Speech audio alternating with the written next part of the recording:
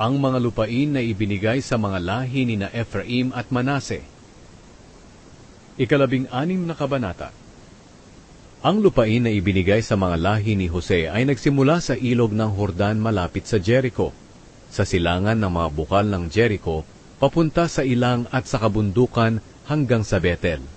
Mula sa Betel na siyang Luz, dumaraan ito sa Atarot, na kung saan nakatira ang mga Arkeo, at pababa sa kanluran papunta sa lugar ng mga Hafleteo, hanggang sa hangganan ng mababang Bet-Horon, at nagpatuloy ito sa Gezer hanggang sa dagat ng Mediteraneo.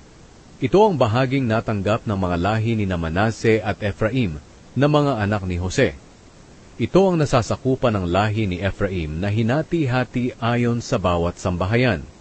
Ang hangganan nito sa silangan ay nagsisimula sa Atarot Adar, papunta sa mataas na Bet-Horon, hanggang sa dagat ng Mediteraneo.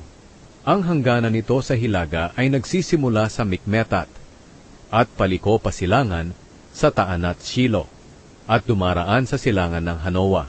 At mula sa Hanoa ay pababa ito sa Atarot at Naara, at dumaraan sa Jericho, papunta sa ilog ng Jordan. Mula sa Tapua, ang hangganan ay papunta sa kanluran at dumaraan sa lambak ng Kana, hanggang sa dagat ng Mediteraneo. Ito ang lupain na ibinigay sa lahi ni Ephraim na hinati-hati ayon sa bawat sambahayan. Kasama rito ang mga bayan at baryo na sakop sa lupain ni Manase.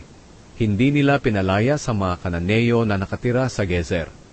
Kaya may mga Kananeo na nakatira kasama ng mga taga-Ephraim hanggang ngayon, pero ginawa silang mga alipin.